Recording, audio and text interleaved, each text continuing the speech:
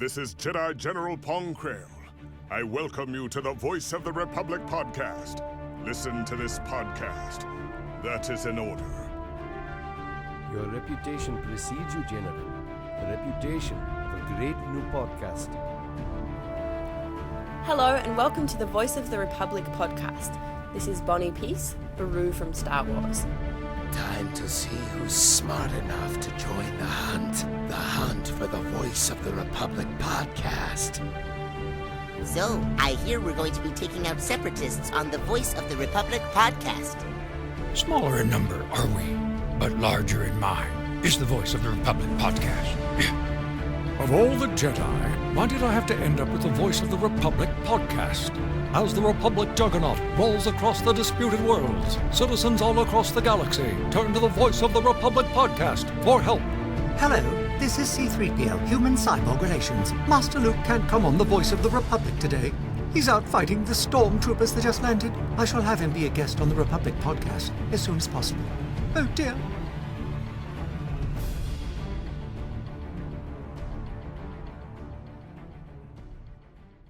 Star Wars fans across the galaxy, welcome to the Voice of the Republic podcast. My name is Daniel, and joining me is fellow host Rory Williamson. Hello. Another week, another show. It surely is. And I almost read out the two co-hosts for no reason. But yeah. Because they bailed out at the last minute. Yes, but would you like to introduce our guest tonight? Who did turn up. Yeah, we have Neil Livesey, the organizer of the Star Wars Fan Fun Day in England. So how are you, Neil? Yeah, good, thanks. Thanks for inviting me on, guys. Good to have you with us. And we also have Anthony Forrest joining us, who is an actor for a Sand Trooper, the Mulan Sand Trooper and Fixer in A New Hope. So how are you, Anthony? I'm very well. I'm warm, but very well, thanks. Hi, Neil. Good to hear your voice. Hi, Anthony. How are you doing? Are you in the UK or are you in the US? I'm in the UK. Fortunately, I'm near the sea front, so I can at least get some cool winds blowing through. Good. Yeah. Yeah.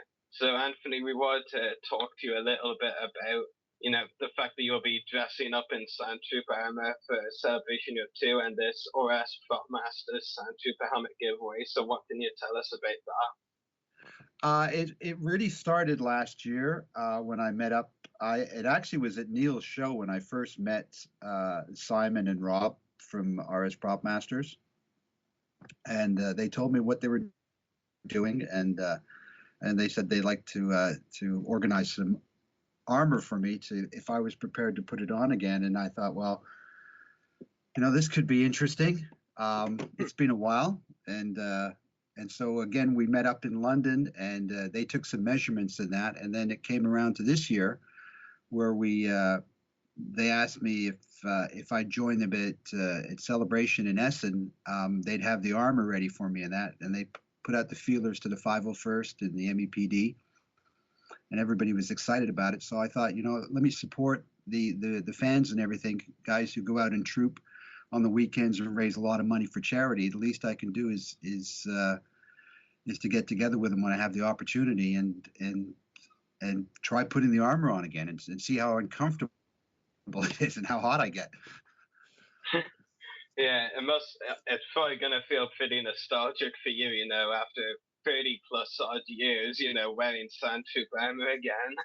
Yeah, it's well, I've taken the precaution to work out, so I should be able to move around in it. So I didn't want to quite appear as this kind of hobbling around Sand Trooper.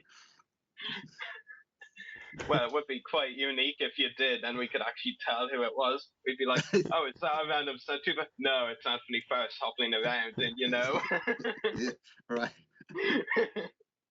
Yeah, that would actually be pretty funny. But yeah, it'll be very interesting to see you and Sand Trooper again for Celebration of 2, though.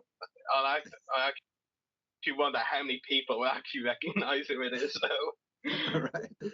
I mean, obviously the two guys from OS Prop Masters will know who it is all along, but That's right.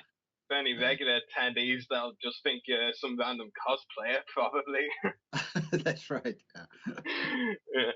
But yeah, it's pretty cool. And aside from obviously, dressing up as a Sandtrooper again, is there anything else you're looking forward to at Celebration Europe? I think meeting some of the people I've met over the last few years, and that especially the fans. There's been a lot of support in terms of. I think it's quite interesting that the Sandtrooper costuming has really grown in the last few years. So there's more and more people that are interested in getting into the Sandtrooper as a costume. One, because you don't have to keep it clean; it kind of goes it goes with the territory that you can get it as funky as you want. Yeah, adding weather into the armor. Yeah. Yeah, that's pretty cool. Is there anyone in particular you're looking forward to meeting? I think it's. I did go. Was it last year? Last year I went to Germany, so I met a lot of the 501st Garrison in Germany. So it's really just it'll be getting together with a lot of the different garrisons that are coming from from a lot of parts of the world. So it's kind of like nice to have an opportunity and hope to get some pictures with them and stuff like that while I'm in the Sandtrooper costume, which I think is kind of a nice memento to have. Yeah, it's really cool. I'm not actually 100% sure on this, so forgive me if I'm wrong. But have you attended any past celebrations since they started? I did. I went. I did a celebration in Los Angeles. That was, I think, in 2007, and then I did one in Japan, in Tokyo, when they did Celebration Japan.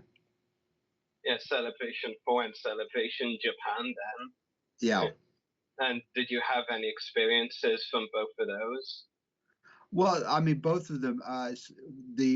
Actually Celebration in Los Angeles, celebrations. What was it? 4, I think it was. The 30th anniversary. That was my first encounter with the whole kind of fandom in that respect, and so it was a really great event to attend. And it was also nice because I met a lot of the actors that I hadn't seen for years, and so there was a lot going on in Los Angeles at that time. And then going out to Japan, it was my second trip to Japan, so it gave me a chance to rekindle some of the relationships that the fantastic people I'd met there, and I had a great time. Also being given a tour of a lot of the anime studios and that, which was really interesting. Yeah, it sounds really cool. So Daniel or Neil, do any of you have any questions you want to ask Anthony about any of that? Well, not directly about that, but I'm just wondering how, and I ask every Star Wars actor this question, so forgive me, but right. How does it feel, Anthony, to have an action figure of yourself, both a Sandtrooper and now the Cammy and Fixer double pack, so you've got 2 action figures, really? Yeah, it's well, it was. I suppose it was the Cammy and the Fixer one that was kind of interesting, because that's all of a sudden that's a likeness of yourself in plastic, as an action figure, whereas the Sandtrooper, you play the part, and it's a replica of what you played, the character, etc. But as it has the helmet and things like that, so your face isn't really seen. So it's kind of interesting to have one where your face is seen, and to see that likeness immortalized in card and plastic. So I mean, I thought they did a really good job, actually. It's quite an impressive looking package for Cammy and Fixer. And there have been over the years, some really very impressive Sandtroopers done from some different companies in that, in terms of the collectibles. I mean, it's just, it's what always amazes me is the longevity of Star Wars, and how it's really captured people's imagination, and how people, the fans in that, have taken it to a completely different level. I've said this a few times, that it's very rare that you work as an actor and you participate in a movie that has that kind of impact, and it's become so endeared to the fans. And also it's, so it's, I think it's, it's also produced an awful lot of really quality things from it, through the fans, especially in terms of the charity work that they do, and the fundraising, and just to the community that it's built is really something very special. Oh, I agree. Chris Monk calls it the Star Wars fan family. Right. And I think it's a great description. I think it does feel like a big family. Yeah, and I mean, you as an actor involved in it, you see it.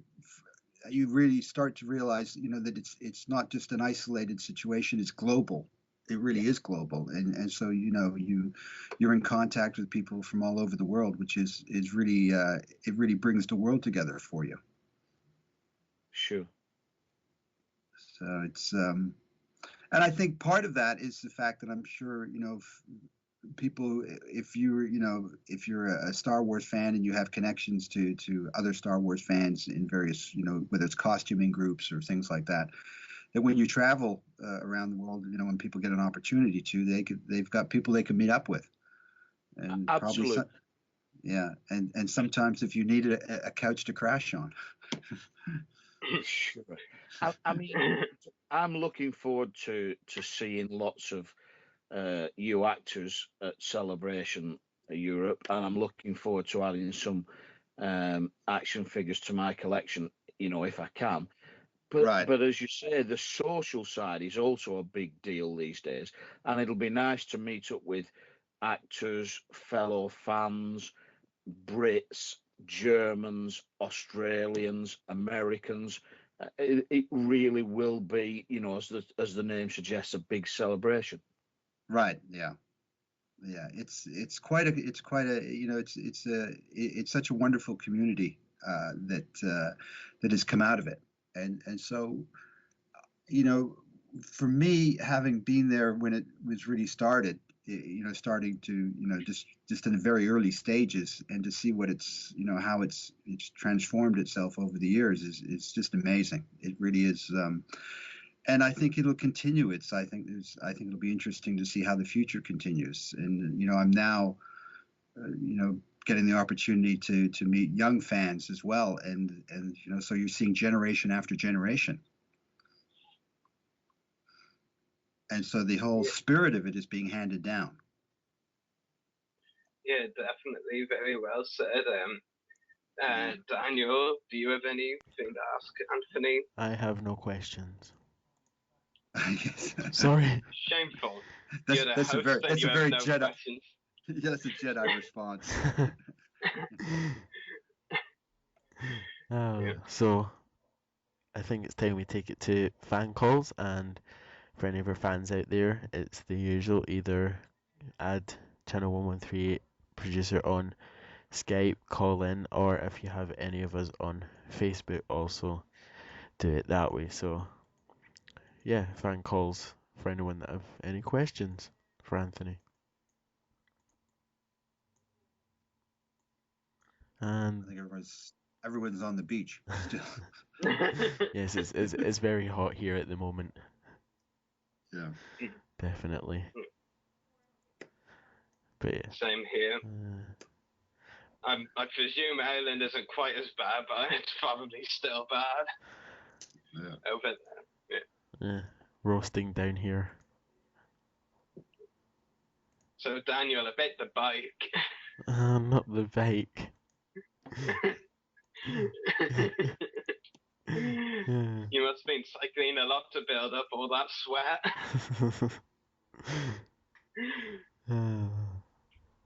Yeah, well. But Anthony, are there any panels you're planning to attend at the event? Like maybe Jabba's Palace Reunion or anything like that? No, I haven't. Nothing is in that respect has been lined up. This was really an invitation from RS Prop Masters and also the 501st and MEPD. So it's really for the fans, so it's really it's more the opportunity where they're gathering, and so I can make the trip over to be with them there, because it's not very often you have such a large collection of costuming and fans all in one place. Yeah, I definitely agree. And Celebration's definitely been out the most costumes for sure. So, Daniel, do you have any callers on your end? Unfortunately, I am not picking up any callers at the moment. Yeah, me neither. Yeah. So what do you reckon? I reckon Anthony's right. I reckon everybody's down the beach. They're well. When it comes to the evening, you see, people can start their, have their barbecues running and things like that. Yeah, definitely. Yes.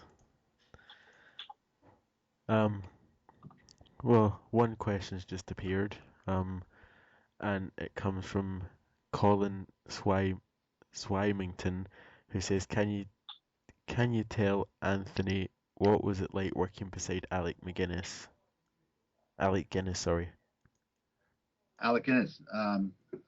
Well, that was very special for me. I mean, I was a young actor who was kind of thrown into this situation, and Alec Guinness was very kind to be as Jedi-like in real life as he is in the role.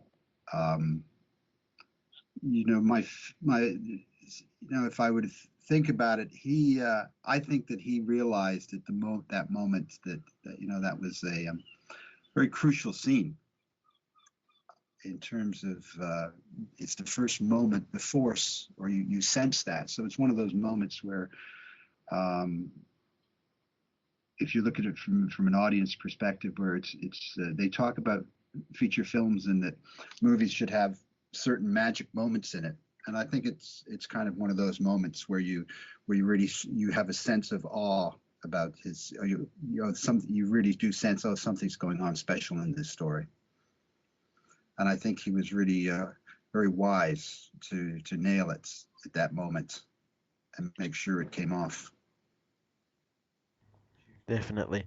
And we have another question for you from Johnny Beggs, who says, "Can you ask him what it was like coming to Belfast for Invasion Belfast 5? Oh, that was great. Yeah, I really enjoyed that. I hadn't been to Belfast since the mid 1980s or early 1980s, when I put a concert on in the Ulster Hall, and I was involved with a production company which is a thing called Battle of the Bands, which was a nationwide rock competition. And so we were staging various events around the country, Manchester, Glasgow, etc., and also Belfast. And so for me, it was an opportunity to visit Belfast for the first time. And so coming back to Belfast, I'd seen how much the city has changed and how it's grown over, since then. Because there's no longer barbed wire around the Europa Hotel.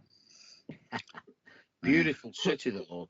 Oh yeah, it is. Yeah, and they what they've done with it, it's so transformed. It really is. Yeah. Definitely, I completely agree.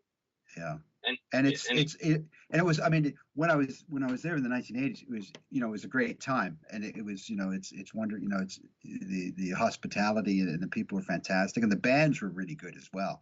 The bands that we had on the event were really good, and but again, going back, it was it's really grown. It's mature. I can't say it's just that it's such a wonderful atmosphere. Really. Yeah, I completely agree. So, Dan, are there any more questions? It looks like that's all our questions for you for tonight. Okay. Yeah, so it's great having you join us today, Anthony. Oh, it was my pleasure. Thank you for having me on. Yeah, always great to have you on. Definitely. The podcast. All right. Okay. Bye. Yeah. So you're both ready to move on to our first topic? I think so. Yeah. So our first topic of the night, let me find it.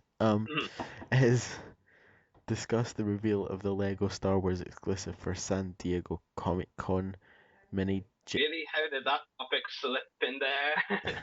How could have Lego got into here? Yeah, questions indeed. Questions indeed. Would you like to go ahead and say what Lego pieces they are? Well, there's a lot of different pieces, but this is only one complete set. A blue piece and a red piece and a yellow piece. A slope piece and a curved piece and a tiny piece.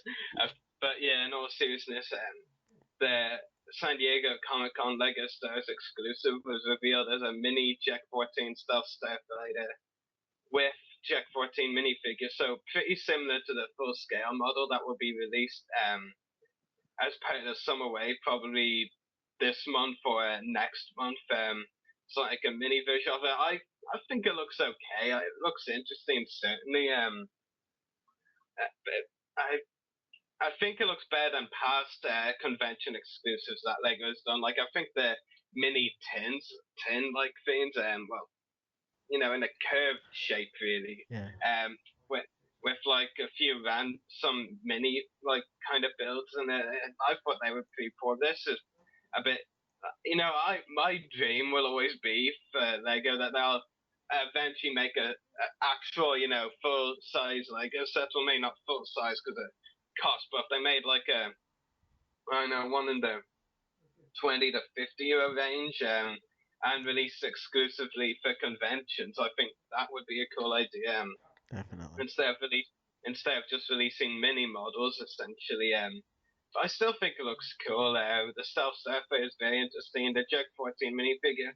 I think there's actually a slight difference between this Jack 14 minifigure and the one coming in the actual set. I believe it has a different colored arm. Like the other one was trans blue, but this one I think looks a bit more trans green. Yeah, it does. Yeah. And I will confess I forgot to add something to the notes. There was actually yesterday the first Lego Star Wars 2014 set revealed, and that was AP Walker. We've only had one of those in Lego before, I think, and that was a while ago. And the minifigures were a bit generic. It was 2 shock troopers, a big deal. We could get them in battle packs back then. Yeah, but this time around it looks much better. The model looks like an improvement. The minifigures, they actually are definitely good same point. I mean, sure, you get Super Battle Droid, Battle Droid Commander, which we've all got plenty of, but it also gives us 2 new minifigures, a whole new Wookiee model in Lego, which has been something many Lego collectors have demanded for a while now. In fact, there's actually similar demand for Hasbro to release new Wookiee models, Wookiee sculpts, I should say, as well. So yeah, we're getting Tarful, the Wookiee in that set, the one who was with Chewbacca in Revenge of the Sith. And also really cool, we're finally getting a Lego Phase 2 Clone Commander Gree in that set as well. Interesting. And that minifigure looks absolutely amazing, I have to say. A pure quality minifigure right there, and fine. It's kind of, I mean, last year we got a Phase 1 Commander Gree in the Clone Wars theme, and now we're getting the Phase 2 version, which is just really cool. So Gree fans will definitely be happy. So yeah, very excited for that set. So I mean, it just looks like a really fun set. I know, I will be honest. As I'm on a Lego forum, a lot of collectors seem disappointed with it. But I think, personally, my personal opinion, I think it's a great reveal. I mean, it sticks with the fact that Revenge of the Sith sets were always going to be released in 2014. Yeah. Lego themselves even said the original plan was for lots of Revenge of the Sith sets to go with the 3D release. And then, of course, they postponed the 3D release of Revenge of the Sith. But, you know, I'm looking forward to this. I missed out on the first ATAP. Which the model is good, but the minifigures left a lot to be desired. But this time around, the model's still great, and the minifigures, especially for the good guys with Gree and Chewbacca, Tarful, 2 really good minifigures right there. So I'm personally very excited for it, and hopefully, I mean, if past years are anything to go by, we usually get one set reveal at San Diego Comic-Con, a picture reveal, which we've got, and then they usually confirm the whole wave of sets, but not visual, just, the names at the celebrations, which was the case last year, because they confirmed the whole list of January sets, non-exclusives, and they didn't show any pictures from them, so look, hopefully it'll be the same this time round. I'm looking forward to find out what those sets are, and I'm predicting we'll see the last of the Star Wars, the Clone Wars Lego sets in the January wave. Probably, then yeah. after that, they'll be done. Yeah. So that's all I have to say on it, and I did say a lot, didn't I? You did say a lot. Yeah. So moving on. Move along. So our next topic is discussing the new Hasbro reveals. Including the... We got Hasbro reveals, really? I'm as shocked as you are. Yeah, I wouldn't really call them reveals anyway. So but yeah, go on. the Droid Factory multi-pack, the carded image. I'm still not convinced on that multi-pack. No. I just want to see the actual slideshows, because if it isn't, all the builder droids they were going to have in one pack, even ones that we haven't seen, I just think, well, that isn't really a Droid Factory multi-pack, is it? Because from what I've heard, of the panel, it's like the 2 builder droids that were meant to be in the first wave, and then a few of the other figures, like a TIE pilot or a realistic Captain Rex or whatever, that they didn't fit in the Black Series waves 1 or 2. Yeah. Which is just really bizarre, and you can't really call that a Droid Factory multi-pack. No, you can't. Yeah, it's very bizarre. But do you want to talk about the carded images of more Black Series figures? Yeah, so I guess we can do it one by one. So the first one is Mara Jade. Looks good. It looks good. It does. That's all I can really say on it. Yeah. I think it's 2013 it's coming out. November, I mean. All coming out 2013. That's what I was thinking. I'm just like, it's coming out in November. Yeah. Even though I think they have, where is it? They've already started to appear. I can't remember. That was wave 1, but Mara Jade is wave 2. Oh, even better. Yeah. It's not a huge one for me, an immediate one, but yeah, I definitely like to pick it up at some point. Definitely. My personal opinion, I think a bit of a fuss, too much of a fuss has been made of it, because it's not anything really special. It's just good, but nothing special. But maybe I'll change my mind when I actually get the figure. But moving on. And the next one is Pablo Gil. It's actually kind of crazy, because I'd actually only just received the original version back in like 2004, and a few days later this one got announced at San Diego Comic-Con, so I was like, typical. Typical indeed. It does look like an improvement that I definitely want. I mean, the more Jedi you can get in your collection, the better. So what else can I really say? Yeah, 8 Jedi especially. Hopefully I can pick this one up before eBayers start putting ridiculous prices on them. You'd be very lucky to get it before them. Yeah. So the next one is Luminara and Dooley, and I'm surprised about this one because it does look like one they've already released. It's similar, but there are changes. It looks a lot like the version they released back in when Revenge of the Sith came out for that line, but there are a few differences. Most notably, the elbows are changed. The original version was still when they released figures with swivel elbows, so this time it now is ball hinged. As for any other changes, I'm not 100% sure, but I'm pretty sure there are changes, because Hasbro said they won't release any repacks of this line. It's either completely new figures or repaints, but no repacks. Yeah. Though to me, all aspect droids are repacks, but aren't they all? So the next figure is the 41st Clown Trooper.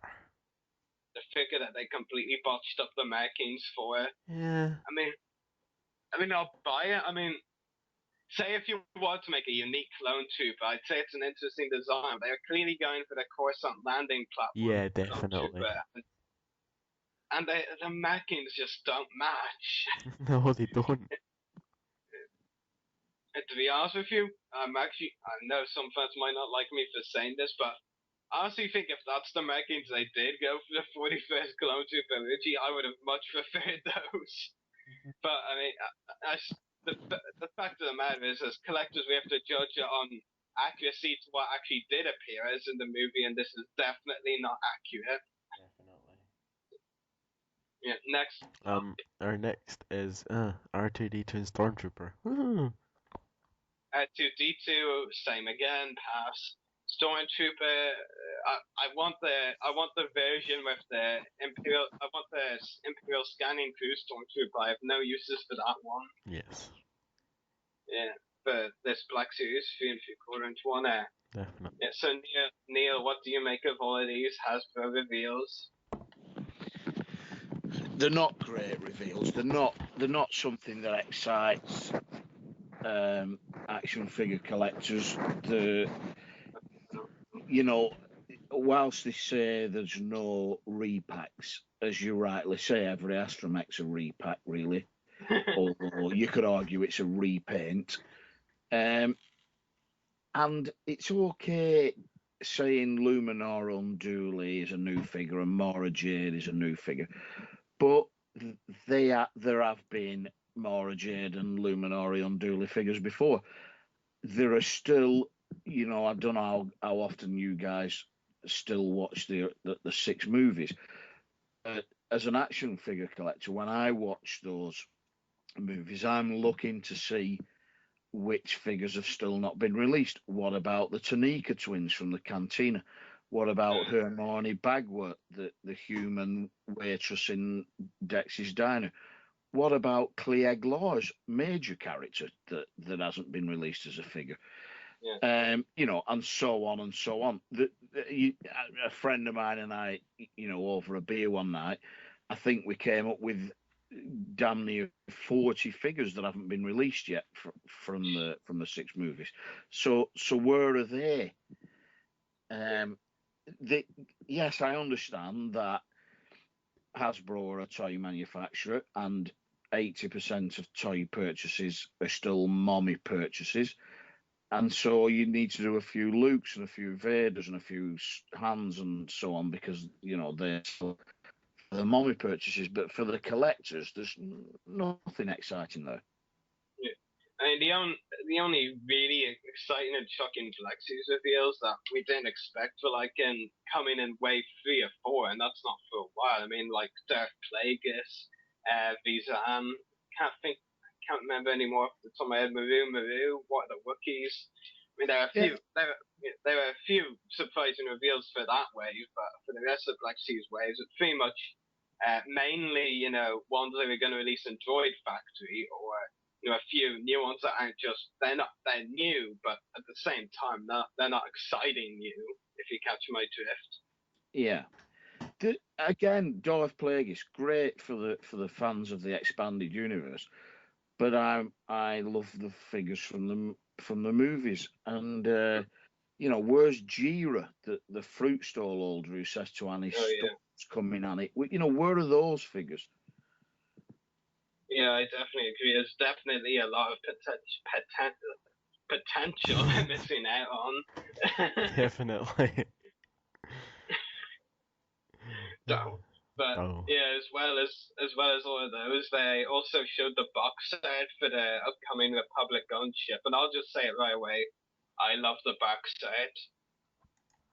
As for the vehicle itself, we'll see. I mean, I hope to pick it up. I mean, I've always wanted a Hasbro Republic gunship, so I'd love to get one. I mean, the 3 figures, they do look awful. I believe they are 5 points of articulation figures, a Yoda, a clone pilot, and a clone trooper. But I mean, the main thing of the pack is obviously the gunship. I mean, I'm just happy that they were throwing a few figures to go with it at all, because knowing Hasbro, they usually wouldn't. But I definitely would like to pick up that Republic gunship. It looks pretty interesting. Neil, have you seen the pictures of the gunship?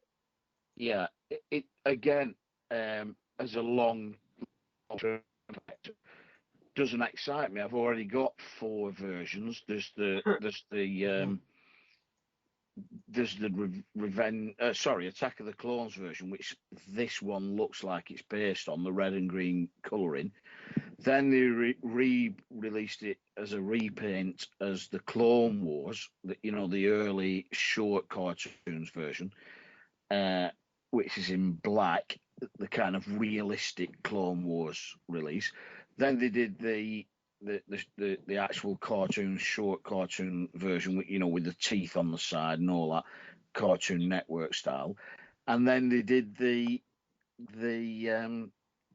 new CGI Clone Wars version with the sides that close in, so it's kind of space worthy as well as operating within the atmosphere kind of thing. So I've got 4 already, and this one just looks like a repaint of the original one with the 2 gunner bowls attached to it this time. Yeah. Yeah. And the price, I think the price points will be the deciding factor. When it first came out, it was $29.99. Yeah, I know I'm an old guy and I can go back a few years, but it was $29.99. This one's likely to be $99.99. Definitely. Yeah, it's a huge increase in price over like 10 or 11 years, that's for sure. Yeah. The thing that'll push the price up will definitely be the balls that are attached. Well, the gunner balls that are attached on the side. You had to correct yourself there.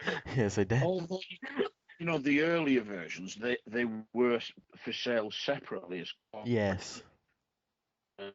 Deluxe figures, I don't know, whatever. And so you had to buy 2 of them and connect them to your Republic.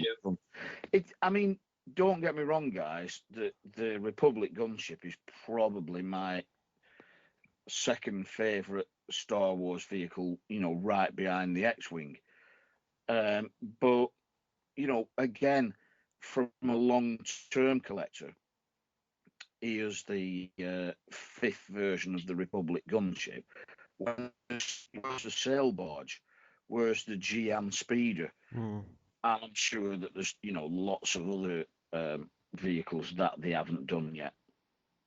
Yeah, definitely. Yeah, and of course the San Diego Comic-Con Hasbro panel has just passed on. Yes. Know if either of you 2 are following it. Yeah, I think Neil, you had other things, so you weren't. I was following it. Yeah. I wasn't, no.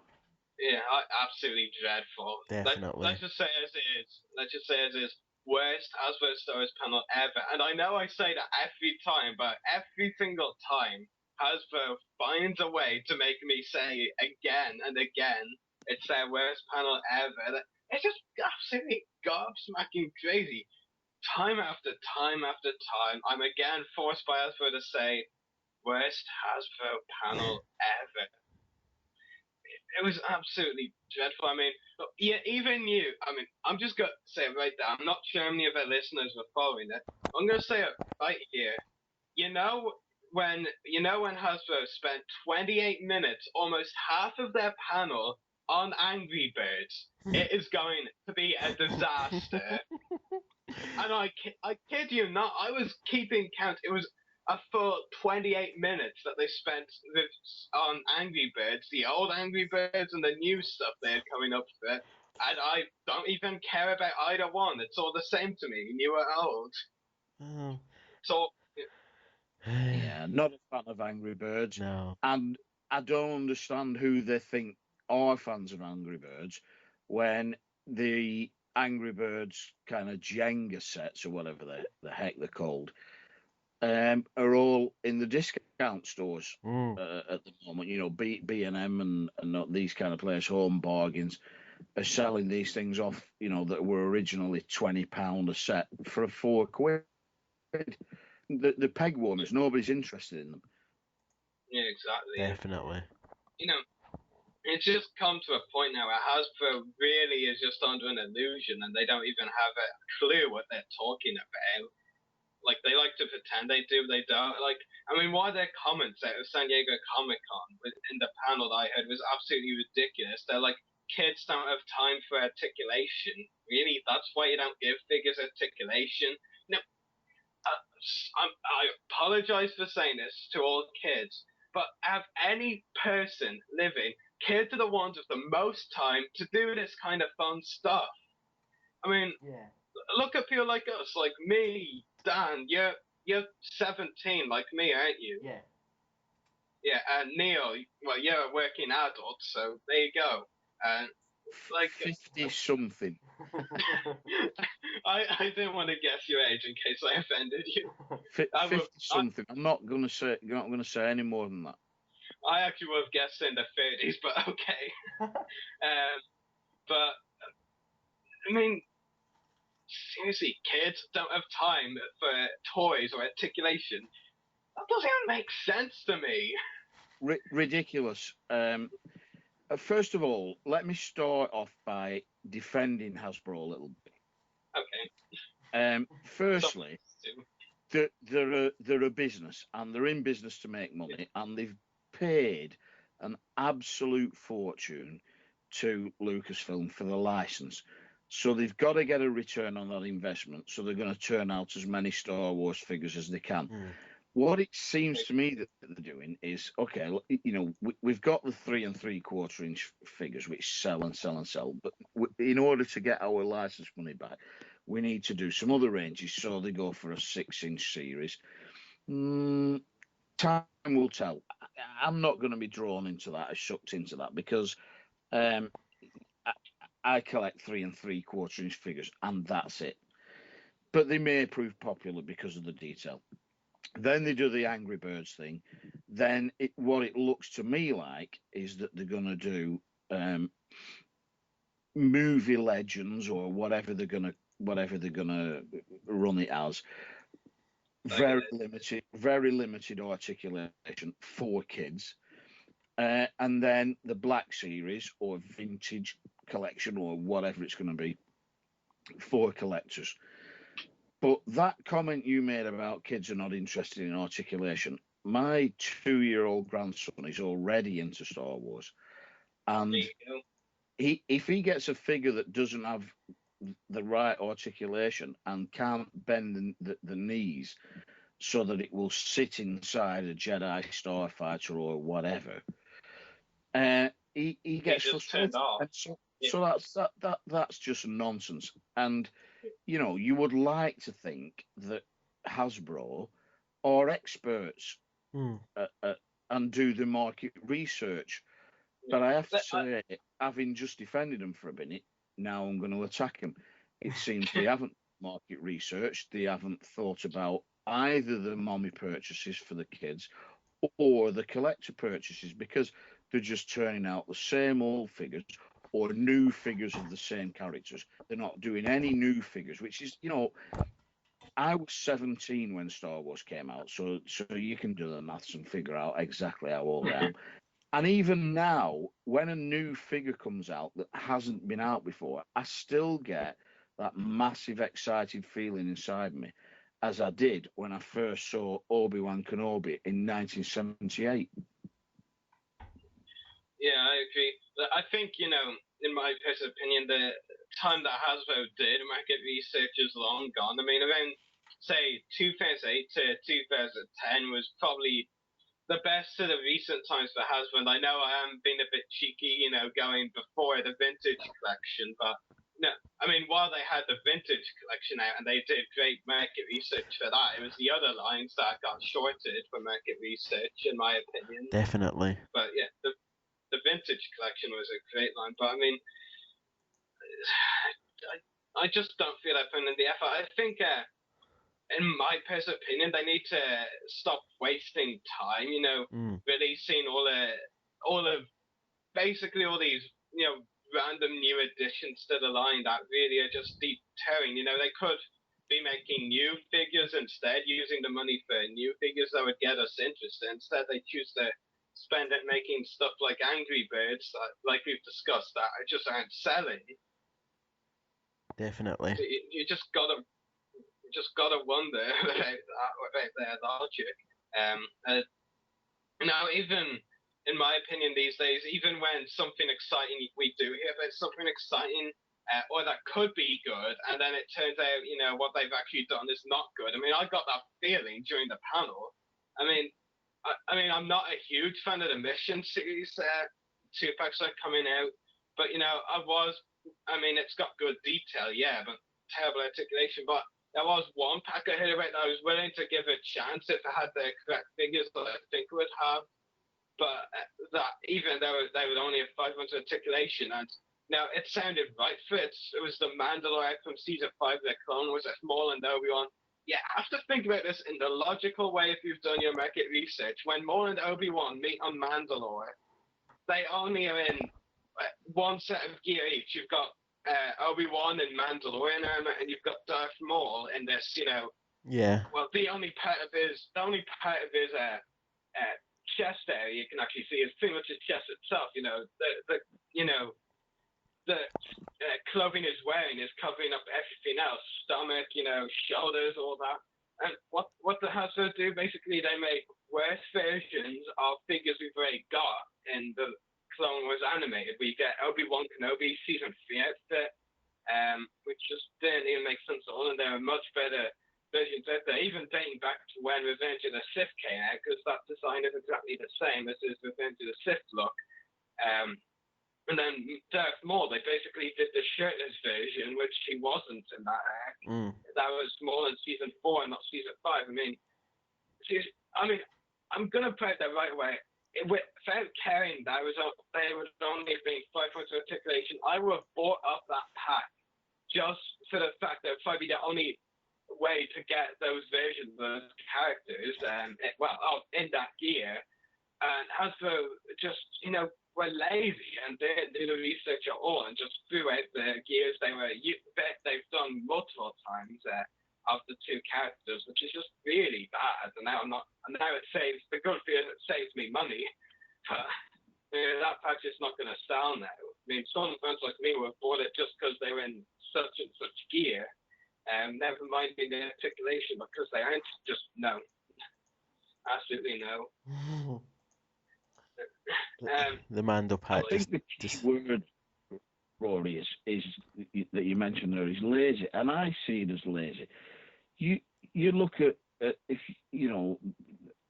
any of the listeners are members of Facebook pages like the New Jedi Order or Star Wars Customs. You look at people like Collins Customs, and I think he's called Harry Flug, that are turning out those customs, that they're knocking together the cells with the end of a bit of millet put and butchering up some other figures and a little bit of paint.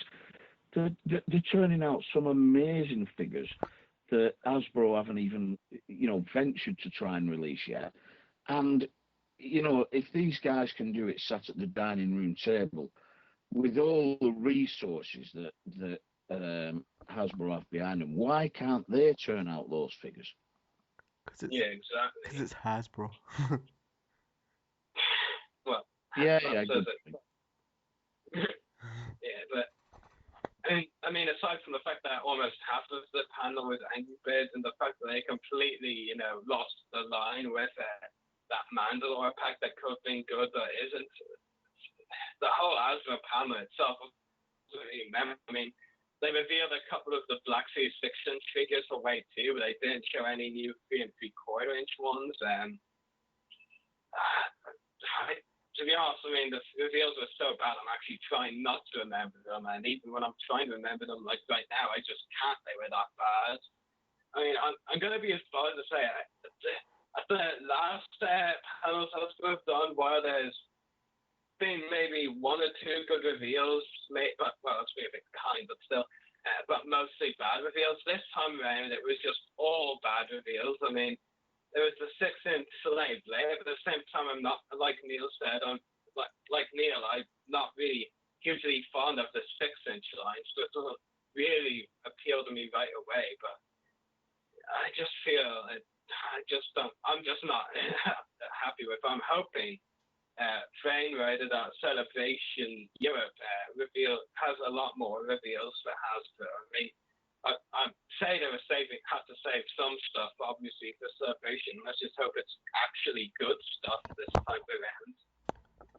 Well, I've put it in my planner on the Celebration app to attend that Hasbro panel. But you know, as it gets nearer, I'm thinking I may even take that out of my planner and you know, spend my time somewhere else queuing up for Carrie Fisher's autograph or whatever, because if it's as disappointing as SDCC, you're going to think, well, I queued up an hour to get in here, and then I sat here for an hour, and it's the same old junk. Definitely. Yeah, I definitely agree. Yeah. I mean, that's the simple fact of attending any panels like that. Supposed to be your new stuff. If you're disappointed with it, you're gonna feel it's a waste of time and wish you did something else. Yeah. It's probably the worst feeling you can get once you've been to a panel that you thought it would be your new stuff and no, same old. All that said, guys, we'll still buy some of this stuff that we're writing off as junk. You know, I went to my local Toys R Us today because I understood the Black Series 3 3/4 was being launched today, which, you know, they didn't know anything about. And so, because I was there and because I had money in my pocket, I bought a couple of those Vader lava carded things, which, you know, the new figures, the new sculpts, but the articulation's dreadful. But I just thought, well, I'm not going home empty-handed, so I bought a couple of those, and that's probably what we'll do each time. Yeah, and were they like only £5 or something? Yeah, that's right, yeah. Yeah, the Obi-Wan and the Forrest from that wave, I think you mentioned, Yeah, so those are two that I bought. But I think there's 6. I think there's a Phase 1 clone. Yeah. Or there may be 8. Phase 1 clone, Shock Trooper, R4, Obi-Wan, Anakin, Yoda, Battle Droid. I think there's a Mace Windu, yeah. Nothing we haven't really seen before, to be honest. No, nothing we haven't seen before, and not particularly good sculpts, and 5 points of articulation, but nonetheless, Star Wars figures. Yeah. So you both need to move on to another topic. Yep. Yeah. So our next topic. So some guns. Pick of the night is. Would you like to speak? I just said it's some good news. No. What, do you want me to read it? Because you're doing an absolutely dreadful job trying to read it. I was trying to read it, but then I just kept hearing words from the background. So. Okay, I'll read it then. No, you're definitely incapable of reading a short sentence. So I could read it if you gave me the chance. Well, I'm not going to. Okay, so new Star Wars Rebels news from the new animated show coming in 2014, and this is really, really good news. Confirmation that Star Wars Rebels, this is confirmed from the latest Star Wars Insider, so it's not insider info, and it is official. It is a follow-up to Star Wars The Clone Wars, the TV show that Disney recently cancelled and won't be completely separate. So this does mean there's an opportunity for it just means it's even more likely that certain the Clone Wars characters, hint to certain female Sakuda, called Ahsoka Tano, will show up in the show. And a lot of other characters, because basically any major character doesn't get killed off in a burst content. I just want to see them show up in Rebels. Yeah, I mean, how crazy, Dan, would it be to see the likes of Rex and Commander Cody in Stormtrooper armor? It would be weird. Too weird. I can't see any of the Clone Wars characters turning up, apart from the ones that we know survive through into the next era. I mean, I'm looking forward to Rebels, especially with the announcement that they're going to use a lot of stuff based on Macquarie's early sketches. Yeah. I thought that was very interesting when they said that. Yeah. Sure, and I'm a big fan of Macquarie and his artwork, and it's a nice fitting tribute to him now that he's no longer with us to still be using the fantastic designs that he came up with.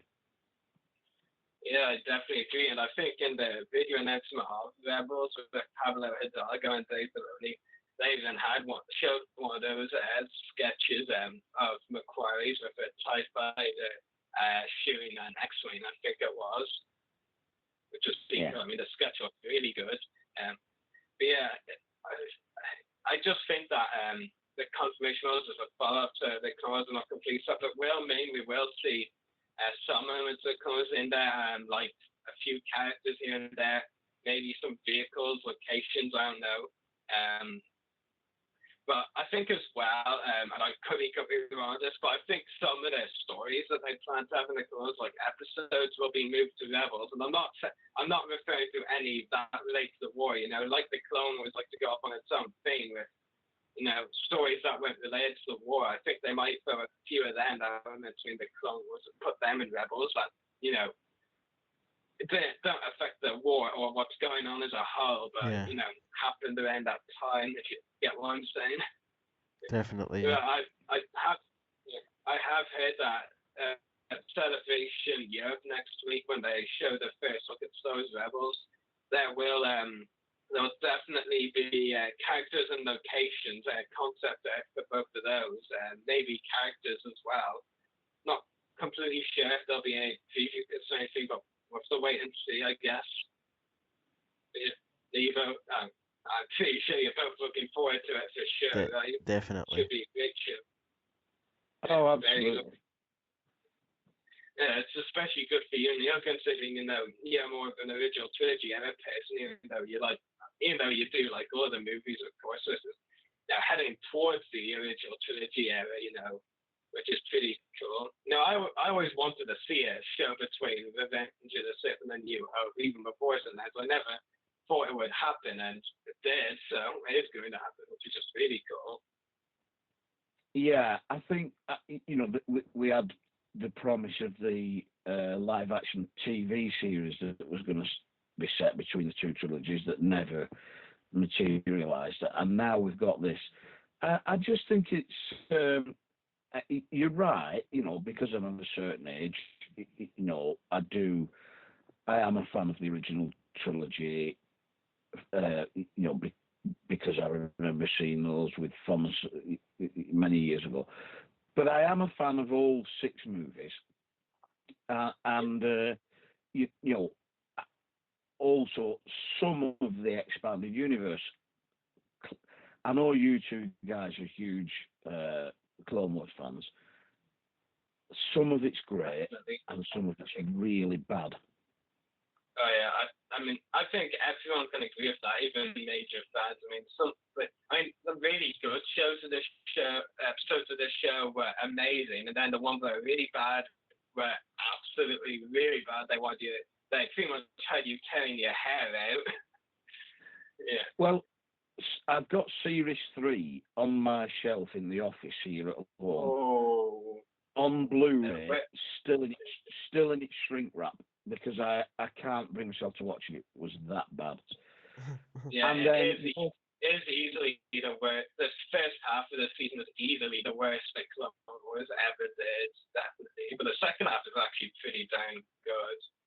Yeah, and then season 5 was pretty good. I particularly like the Maul story arc, and I especially like the Ahsoka arc at the end of the series. But the episodes with the little general and the droids was absolutely dreadful. I personally actually enjoyed that. That's just me. I thought. I'm gonna be honest with you, Neil. One of the things I absolutely between the original trilogy and the Clones of the few resembling things that I preferred in the originals was I had to see Fico's, dialogue of, well, I had to doesn't speak, of course he beats, but, just their interactions with each other. And the original trilogy is much better, and the Clone Wars was dreadful. Every single time they showed up together, it was absolutely dreadful. But even got to the point they introduced then this new droid character, the Clone Wars. I'm not sure if you've seen this, the one with the Jedi younglings in season 5 with the droid who Yan, voiced by David Tennant. They introduced him, and literally every the Clone Wars, or even Star Wars fan after watching that was saying that is how the R2 and C-3PO interaction should be in the Clone Wars. That's what should have been done for those two all along, and yet they did it with R2 and another droid when it comes to a C-3PO. It was just very bizarre. And then you go from the kind of thing that I find ridiculous to the absolute sublime. Landing at Point Rain is just perfection. Lovely episode, yeah. That was a complete turning point for our show, in my opinion. I mean, you had these really good episodes, definitely, and then you just had Landing at Point Rain. That's bam, just jaw dropping, amazing. I mean, all of the first 2 or 3 Clone Wars seasons, it's easily the best episode. I mean, it was action all the way through, really, and the dialogue was pretty darn good as well. And I'll never get tired of the dialogue in that episode. Good luck, General. There is no such thing as luck. I just love that little line of dialogue. Let's hope that Rebels will have its ups and downs, but let's hope there are more ups than downs. Yeah, I agree. So you're both ready to move on to the next topic? Yeah, and I'll hand this over to you. Okay, so finally, after much fan demand, and well, that's all I really need to say. It's been well in demand. They have revealed the entire map and layout for this show. And this is the interesting thing. I found some of the map on Mint and Box, and I heard that I was on the Celebration website, and that there's probably more on the website than on Mint and Box. And now I've got like 4 sheets here with me of the map that Mint and Box on. There might be more I need to print out. So yeah, I think that though it has revealed a lot of important stuff, I mean, in the first sheet I printed out, it's got the main entrance, and then where you can buy your tickets. I presume that's for anyone who hasn't, pre-ordered their tickets, because then a room right beside that says pick-up tickets. Also on the first page, importantly, for those who want to get food at the event, there's a couple of food courts. And they'll write a large autograph hall, which I'll definitely be spending a lot of time at. And also in between halls 10 and 12 is where most of the props and displays are, like the AT-AT, Darth Vader's TIE Fighter, Jabba's Palace, Medical Bay, Cantina. Those are all in Hall 10, I think. Hall 12. Hall 12 also is where most of the exhibitors will be, like Hasbro, Lego, Topps. Neil, you've actually been to at least one celebration before. Do you know if they sell the show exclusives to the exhibitors actually at their tables like that in the halls or whatever? Am I explaining it right? Well, each celebration is different. Celebration 6 last year at the Orange County Convention Centre is unfeasibly massive, and almost everything was in the one hall. There were some other things in the out halls. Obviously, there was the screening rooms and the digital stage and stuff like that. And I think the 501st had a tremendous display in a separate hall. But all the autograph hall, dealers tables, all the sort of prop things. You mentioned the medical bay. I have my photograph taken in the back to tank in Florida and all that good stuff, and Roxy the Rancor. They were all in the same hall.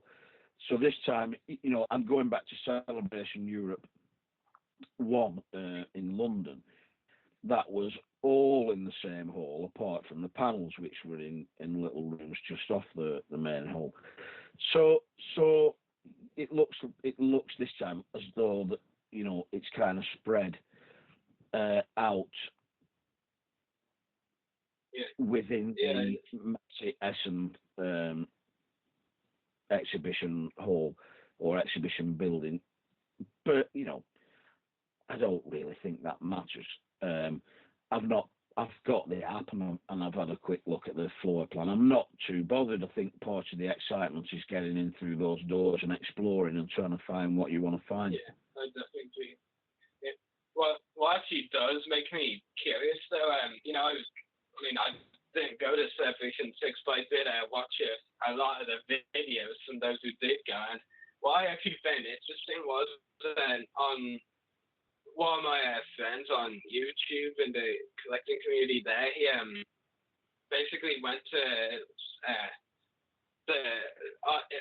Celebration 6 on preview night, like Thursday, to pick up his tickets and autograph coupons early the day before on that Thursday.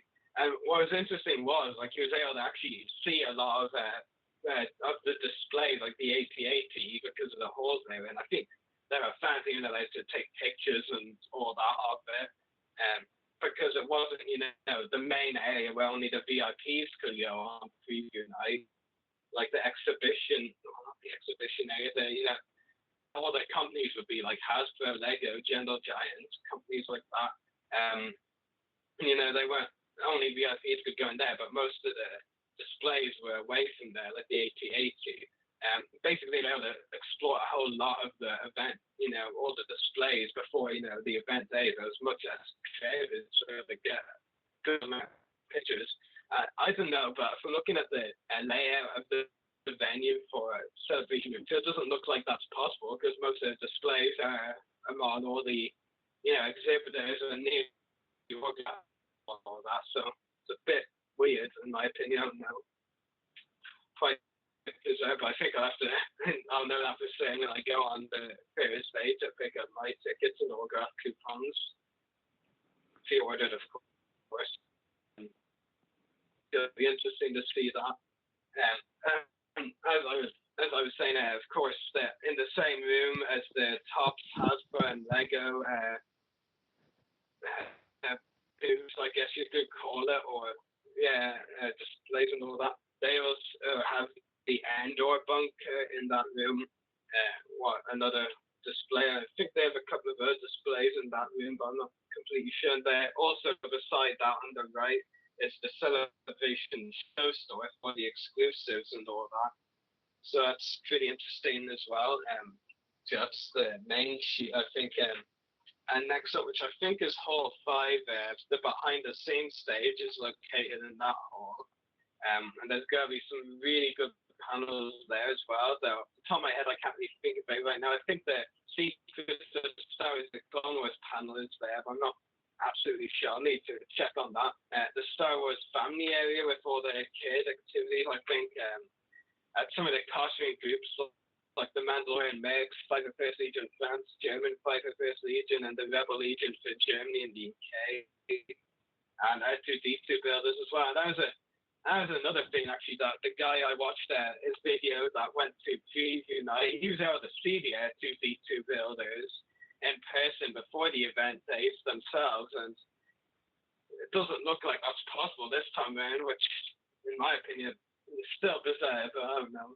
I guess I won't know completely until I'm actually there to see what areas I can or can't go into, because I'm not going as a VIP. I don't pre-order a VIP ticket, of course. And then up from halls 10, 11, I'm not even sure which hall this is.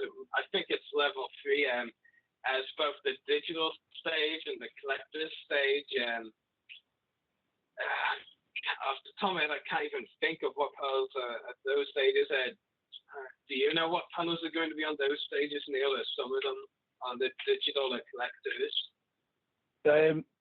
The ones I put into my personal planner on the collector stage are I think Hasbro are doing one of the presentations at the collector stage, and then I actually thought that was behind the scenes. You could be right.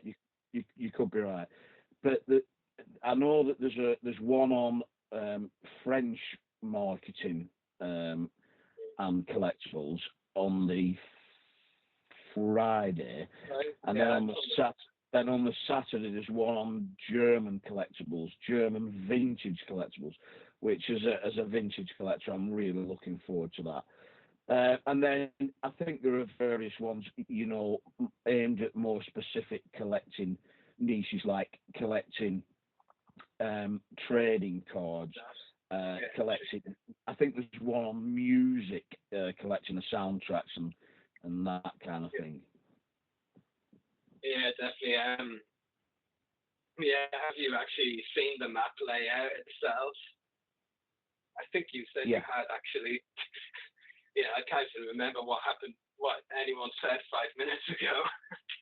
But yeah, and like I said, the whole map showed basically stages, exhibitors, autograph hall, props, basically all of the really important stuff we need to know. Which map goes with what, to actually make so I can actually work out, where everything is. I think it's good that all of the important stuff is in one area, between halls 10 and 12, like main entrance, pick up tickets, and all of the exhibitors, and lots of the displays, and of course the autograph hall, which I'll be spending a lot of time in. So I pre-ordered coupons for up to 14 guests, I think. So I'm going to be busy with autographs, that's for sure. Yeah. Yeah, but the good thing for me is I didn't go for any big names this time round. I just decided to go for quantity. So I've got like I said, around 14 names, and only 2 of them, Ben Byrne, Ashley Eckstein, have that numbered ticket scene. So you can only go in line when your number is, your area numbers like 1 to 400 or something goes up, or 1 to 300 as it says on the website. Like most of the guests I went for, I can just get them at any time I want, as long as I line up if there's a small queue. So, I think that's very useful for me. Yeah, because I just want to experience most of the celebration myself, like panels and all that. And I don't want to be spending too long in line for what is it? That's the big names. I'll just wait on them for some other convention. Whose autographs are you planning on getting, if any, Neil? Well, I've gone the other way. I've bitten the bullet, and I'm going to get Carrie Fisher and Mark Hamill. So there is going to be a little bit of queuing for me. I'm going to get Ashley Eckstein because I don't have any Clone Wars autographs. So that'll be my first one. I'm going to break my Clone Wars virginity in terms of autographs. Tamura Morrison, I'm really looking forward to meeting. And then what I did, because there's a number of there's quite a lot of guests that I've already got their autographs, or I'm planning to invite to the Star Wars Fan Fun Day, or re-invite to the Star Wars Fan Fun Day, because they've been before I started collecting autographs. I just bought, I think it was half a dozen each of the whatever they were, €35 and €25 ones, and I'll just make some snap decisions when I get there. For example, when I was in Florida last year, I thought I'll get Amy Allen because she's American. She doesn't sign very much out of America, and then here she is to Germany. There were some others that Matt Wood I got because he doesn't sign outside of the US, and he still hasn't. He was actually at the first celebration Europe, Matt Wood, and he's been at least one invasion, and they're planning to get him to another. So he has actually signed out of Europe. But he's not. Okay, I stand corrected, but he doesn't sign a lot outside of Europe. I'll give you that much, yeah. But he has done most of the celebrations, though. Like, I could be wrong, but I even think he went to the Japan one. Could be wrong, though. I don't know. But yeah, how many autographs overall would you estimate you're getting? Would it be around, well, more than me? No, not. I've seen your list on Facebook. Definitely not more than you. I think that's kind of a worrying thing for me. Just kidding. But yeah, like I said, I just decide, I'm gonna go for quantity of quality this time around. I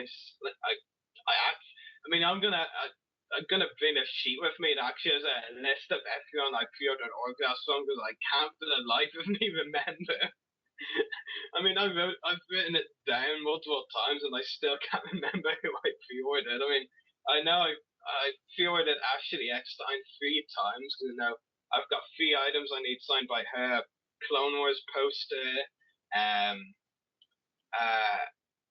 the Scuba Ahsoka Tano action figure, and most recently my latest autograph acquisition today, or one of the acquisitions, the official pics Gwendolyn Yo signed Khalifa and Ahsoka shot from the Echo Base Media signing with Gwendolyn Yo.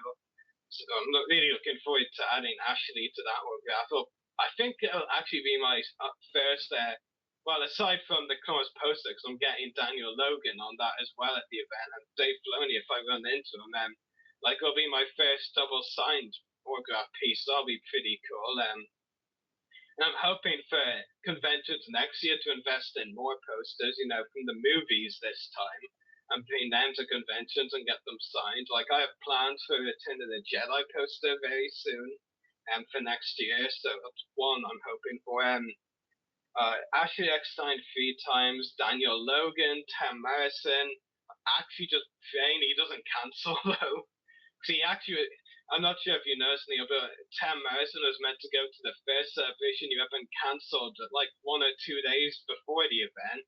In fact, if you actually look at Wikipedia, they listed that he attended and he didn't. No, he wasn't there because I was there, but he was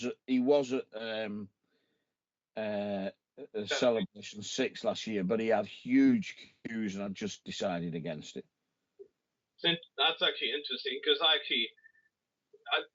actually was talking, me and Dan were talking to Paul Dunn last week, your friend Paul, and he actually said when he went that Tim didn't have much of a line at all. So it's funny how times change, isn't it?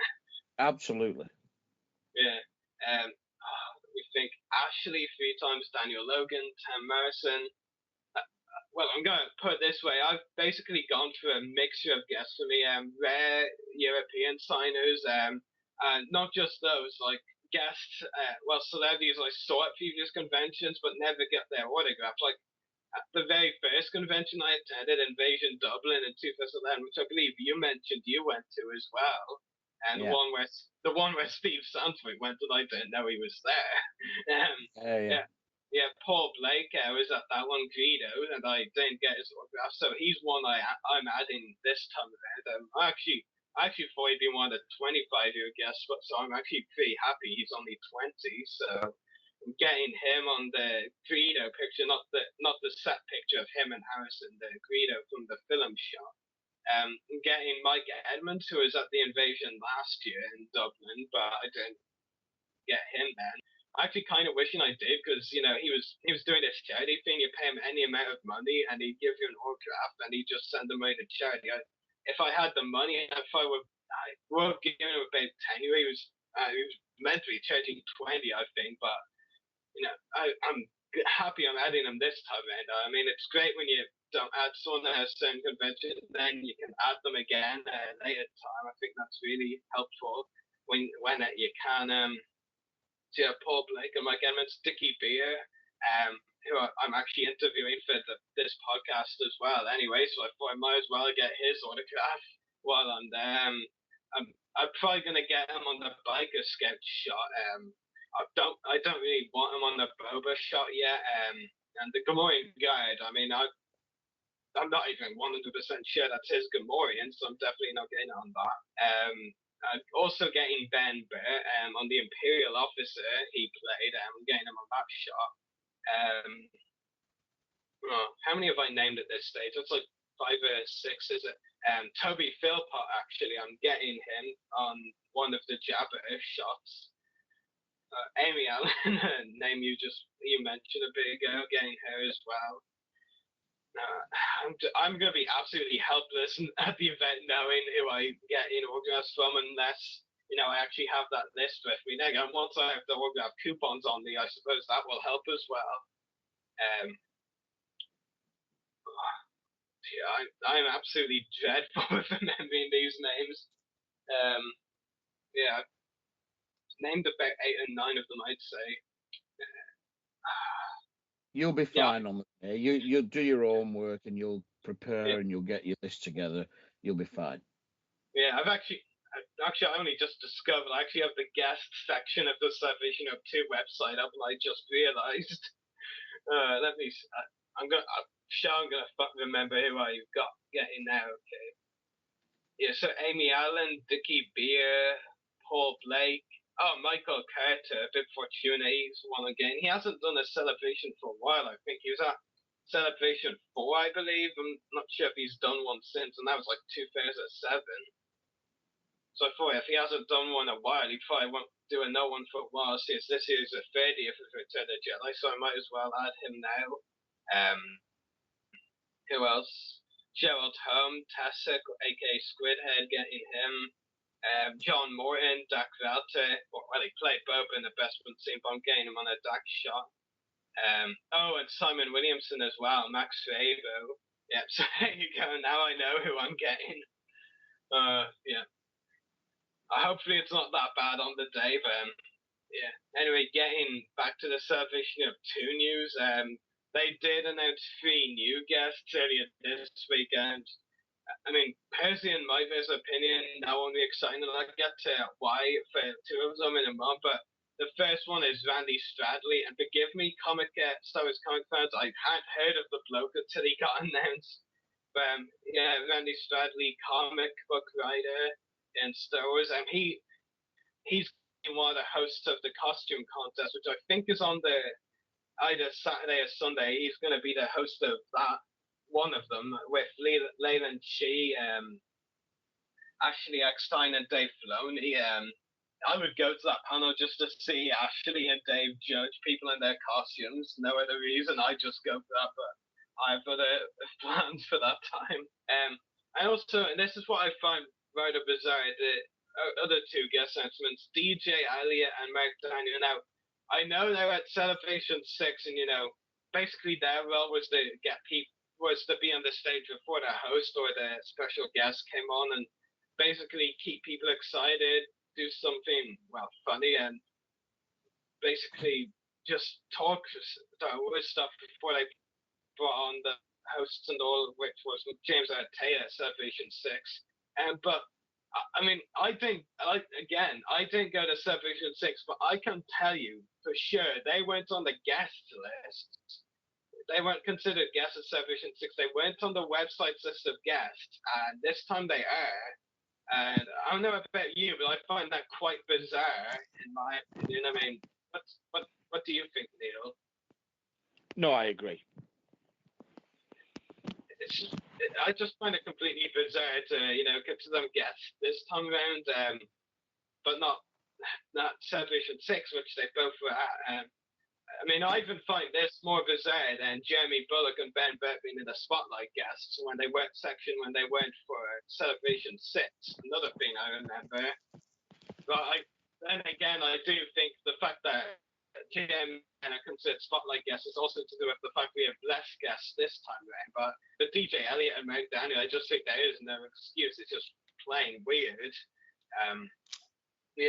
They also announced they'll be tweeting guests for Celebration Stage guests. So if you have any questions for guests, Ward Davis will be interviewing on the Celebration Stage, like Katie Fisher, Mark Hamill, Ian McDermott, Dave Filoni, guests like that. I think the Boba Fett actors as well. Now, if you have any questions for them, you can just tweet using hashtag, of course. Star Wars Celebration, I think, is the hashtag. And he'll ask some of your questions, which I think is a pretty neat addition to the show. I don't think they've done that previous celebration, so if they have, it's a good touch to add to the show. Another thing to discuss, of course, the Carrie Fisher trailer. Did you see the Carrie Fisher trailer, Neil? Yeah, I did. Yeah. I find it was a good trailer. I just found it kind of amusing. They did one for her and haven't for any of the other guests. It's like, really? I mean, they'll give her one. I mean, they just released the Celebration of Celebrities trailer. I mean, did we really need another one of celebrity? And just focusing on one, it was kind of bizarre. I mean, the only reason I could think of is the fact that they try to get Kay Fisher to speak German at the end of it. And I do say try because I have some German Star Wars friends, and they could tell me that she didn't say it right. Whatever she was trying to say. It was a very interesting trailer, though, for sure. It's good to see some, Kay's past celebration panels, like Celebration 4, 5, and 6. That was very interesting. And I take it, Neil, as well, you've seen the autograph hall schedule from official picks. Yeah. Yeah, like I said earlier, I'm very happy with it. Only 2 of the 13 or 14 guests I'm getting autographs from, select times, your queue when the number goes up. So yeah, I'm pretty happy that just over 10 of the guests I'm getting, just I can get them whenever I want, whenever I have a break from a panel, and those are the ones I probably will have more time to talk to. I mean, sure, I mean, everyone knows no matter what, I'm going to make time to talk to Ashley because I'll probably, ambush her at her universe group. Knowing me. But yeah, and also the Caravan of the Forest, which I think is a really good idea. It's a great way to raise money for charity. And I think, Neil, if I'm correct, it's starting today with James Burns and Matt Booker and all of those from Jedi News. It's starting today, right? Absolutely. It started earlier this evening in Toys R Us Brent Cross with, as you say, Matt Booker, James Burns, Mark Newbold, and the other guys from Jedi News. Yeah, and I think I agree. It's a brilliant idea. I don't understand why they didn't use the name Caravan of Courage. Maybe they didn't want to. Maybe, because they had to go through Lucasfilm first. Maybe Lucasfilm wouldn't have approved. I agree. That would have been a very interesting title as well. Yeah, I think it's a great idea. And then having Jeremy, sign all these Black Series cards, wherever they were. I mean, I thought that was pretty cool. I think it's a great idea. I actually heard in the Celebration of 2 Britlist group, because I'm there as well, that James Burns is actually trying to get someone who wasn't aiming for official picks in the hall, that they were trying to get some other UK Star Wars celebrity to go with them to sign, but the celebrity, well, either said no or couldn't go. It would have been interesting to have known who it was, and if it would have been even cooler if he could have gone. But yeah, I think that's all of the news. So I mean, it's obviously we all know it's 1 week until the big day. Well, technically 6 days for me because I'm going on the Thursday to pick up my pre-orders like tickets and autograph coupons early. But Neil, of course, at this stage we pretty much know most, if not all, of what's going to happen. I mean, there may be a few last minute announcements, like they have one guest pending confirmation whether he or she can or can't go. But what would you say you're most looking forward to, and your overall plans for Celebration of 2 next week? I think for me, as I said to Anthony earlier, the social side is now the big thing for me. Yes, I'm going to get maybe half a dozen autographs. Yes, if there's a stall that's got some stuff, I'll add to my collection. But it's meeting up with fans that I know from other shows, other promoters that I know, actors that I know, guys like yourself who I've met just this year that share the same interest that I've got. I'm looking forward to meeting up with all you guys and having a beer or whatever it may be, and just chewing the fat. I think the real big social event for me we'll be watching Return of the Jedi on the massive digital screen in the park on Saturday night. I'm really looking forward to that. Or is it Friday night? I think it's Friday night. Yeah, it's Friday night, 7:30 to 10, I think. Yeah, I'm pretty sure that's the time. But yeah, I mean, that sounds really cool. I mean, yeah, I definitely agree. I want to meet up with a lot of friends I've made online, and I know a lot of them are going to be there. You know, I think it's safe to say on the days of the event itself, it's got to be so hectic, you know, trying to meet people and doing all the panels and autographs and all. You know, I'm just thinking myself right now that it'd be pretty useful to actually ask as many of my friends as possible who I know might be able to imagine to actually meet up on preview night, you know, the Thursday. So, I mean, it'll be less crowded at the there. You know, not so many people will be there, so it'll be a lot easier to meet up with people at the event there. But that's just my view. Obviously, it doesn't have to be that way. No, well, you know, you can sometimes overplan as well, can't you? It'll be nice to just see what happens. But you know, again, going back to the screening, if it's anything like the screening of A New Hope at Celebration Europe 1 in London, that was just fantastic. It was a beautiful summer's evening, as it's likely to be next Friday. You know, a couple of cans or cokes or whatever your thing is, and all sitting on the grass together with, you know, like-minded people. It'll be a tremendous evening. Yeah, I definitely agree. And of course, like I said, I plan to go on the Thursday. Everyone knows that at this stage. And on the event days itself, there's definitely a lot of panels I want to go to. Collectibles I hope to get. You know, I'm hoping at the exclusives to get the Hasbro exclusive. And I'm not 100% sure, so don't hold me to this, but I think I've heard it may be limited to one per person, the Black Series 6-inch Boba, but I'm not 100% sure on that. But that's what I've heard, which doesn't. Sorry to interrupt, Rory. I think a lot of people have assumed that because of the San Diego Comic Con restrictions on exclusives. That may or may not be true. Who knows? Yeah, we'll have to wait and see. But even if it's true, I mean, it doesn't really bother me, to be honest, because no one's asked me to pick it up for them, and I don't think anyone will. So I'd just be getting one for myself. I mean, I think Lego usually reveals their exclusives for conventions in like the last week or so. So I think they might reveal theirs next week. The Topps Force Tax cards, they're doing out some exclusive Clone Wars ones. I might just be tempted against one of those, just to have some exclusive ones of those cards. The Attackers bronze Clone Commander Cody statue, that was bloody amazing, but so expensive. $350 for bronze Commander Cody statue. I definitely have my price range this time around. Panels. Trying to think what panels I was trying to attend. I'm hoping to get to International Star Wars Fan with Gerald's Home on the Friday, which is one of the first two panels. Well, the first two being at the same time. I'm hoping to get to that one.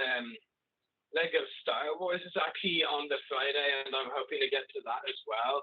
I find it clashes with Ashley Eckstein signing time, so that's going to be tricky. And really, lots of panels I want to attend actually clash with Ashley signing times over a few days.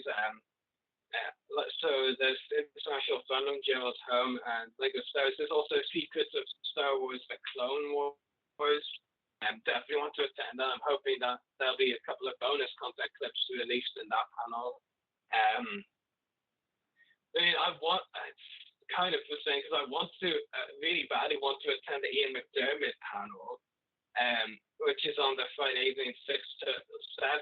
But at the same time, I want to do the Darth Maul screening for the Clone Wars, and if they show some, you know, content that Cartoon Network censored, or even a big bonus content trait at the end, like I suspect, then you know, you just have to pass up on some things, unfortunately, and I'll probably have to sacrifice the Ian McDermott panel this time around. Because I'm actually nicknaming the Friday Star Wars the Clone Wars Day for me personally, because most of the Clone Wars stuff I'm doing is on that day by the looks of it. Saturday, panels on Saturday. Kathleen Kennedy celebration for me. I have to attend that. In fact, I was actually saying to my friend Graham, who's going with me, we might as well, once we get inside the event, queue up right away for the Kathleen Kennedy panel, because I imagine it's going to have a huge queue. Wouldn't you agree? Yeah. Definitely. And then first look at Star Wars Rebels, like a couple of hours after that panel. Yeah, or 1 hour after that panel, I think. Yeah, that's another panel I'm really looking forward to. I think it's safe to say Saturday is the biggest panels. Most of the panels that look to the future of Star Wars on Saturday. A lot of the panels on the Saturday that I was hoping to attend. Carrie Fisher, late in the day, there's one panel I'd love to go to, definitely, and I think it will probably work to go to that one. Did you go to Carrie's panel at Celebration 6? No, I didn't.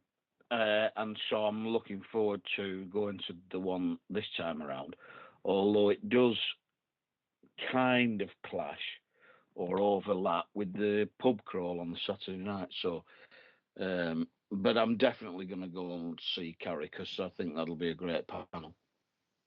Yeah, definitely. And she always tells lots of funny jokes and stuff and all that stories. And on the Sunday, I think for the most part, on the Friday and Saturday, there aren't a lot of celebration stage panels that excite me, but on the Sunday, the celebration stage panels, most of them are really good. I mean, in my opinion, the only non-celebration stage panel I'm interested in on the Sunday is the Hasbro panel. That could end up a bust. I mean, the celebration stage has some really good panels there. Jabba's reunion, hoping to go to that. It's like at least 8 cast and crew from the Jabba's Palace scenes in it. There's also the Fantastic Four, but I'll probably have to skip that one to go to the Hasbro panel. There's Mark Hamill. Have you attended any of his panels before? No, I'm looking forward to that too. Yeah, and then of course the celebration of closing ceremonies, where fingers crossed they will announce Celebration 7 for 2015 rather than 2014, because if it's 2014, no way am I going. If it's 2015, there's a chance. I mean, I won't say I'd definitely be able to go, but there's a chance I'd be able to go. But yeah, what do you reckon? What do you expect of the celebration of closing ceremonies? My guess is they will either announce Celebration 7, and I'll come back to that next year, or they will announce Celebration Japan next year and Celebration 7 2015. And I said I will come back to that Celebration 7 thing. I think they will drop the Roman numerals thing now. I think they will just call it Celebration America or even just Celebration, and then there'll be a Celebration Japan and a Celebration Europe. They'll drop the numbering. There isn't a San Diego Comic Con 23. It's just San Diego Comic Con. It's just New York Comic Con, and the other things that Reed Pop organised, they just don't number them. So I think you'll find that'll get dropped. Yeah, probably. Yeah, I actually think I'm probably one of the few who thinks this, but there has actually been a lot of fan demand for Celebration in Australia, so I won't be surprised. One of the easiest to see the Celebration go to Australia near the years, even 2014 maybe. I'll send one over there, but that's just speculation because I know a lot of fans do want a Celebration over there. I mean, no offense to all my American friends of the community, because I love you all, basically. But I have to actually confess here and now, I would actually probably die of laughter at Celebration itself at the closing ceremonies if, after so much, anger and annoyance that there's a Celebration Europe that those in America have complained so much about Europe getting this celebration that they announced there's going to be another one outside of the US in 2014. I mean, I honestly would just find that bloody hilarious. I think you'll maybe get some clues when you're there. You know, I remember there were a lot of Germans at Celebration Europe 1, and I was fortunate enough to be sat with some German fans watching the outdoor screening of A New Hope, and the German contingency at that thing was tremendous. They were brilliant people to get on with, and the huge Star Wars fans, the German Star Wars fans. And, you know, all the rumours immediately after a Celebration Europe 1 were that Germany would get it next. Now, it's taken them quite a number of years to get to 6 where we are, but you know, the rumours were true. I mean, I probably don't know as much about planning stages and Celebration as the organisers would, but they actually said at Comic-Con today that the Celebration 7 is only in planning stages, or is in planning stages, so I don't know.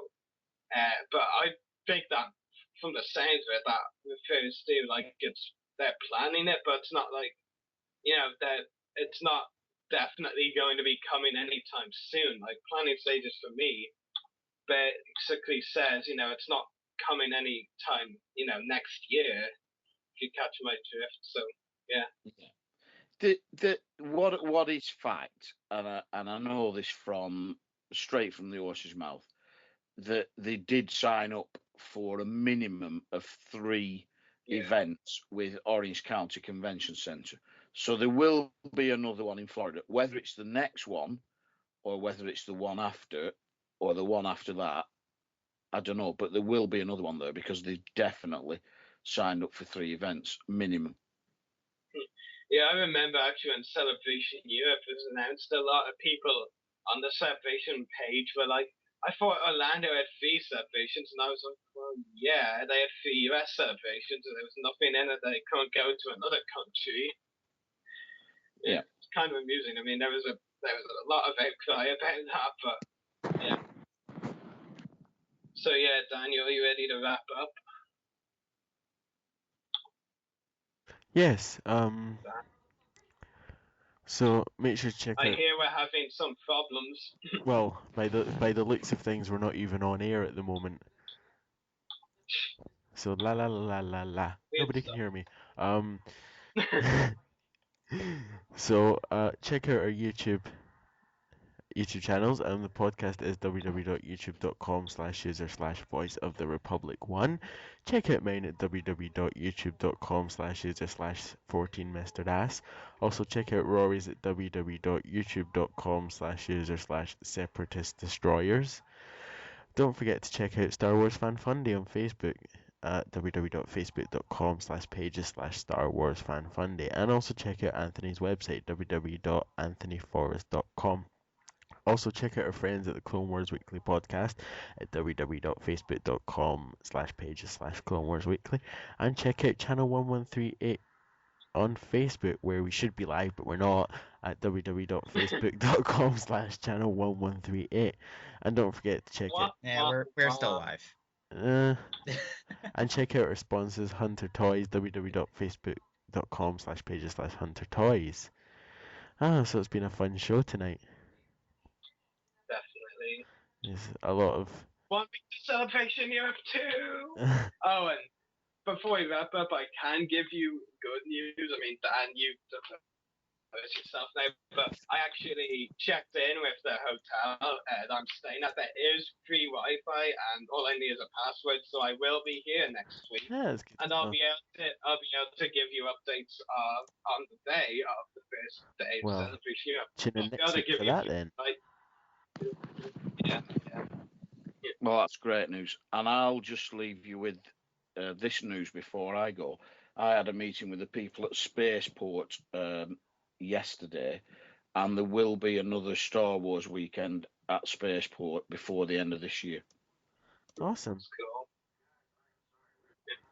Yeah, so So, from Rory, Neil, Anthony, and me, Daniel, may the Force be with you, Star Wars fans.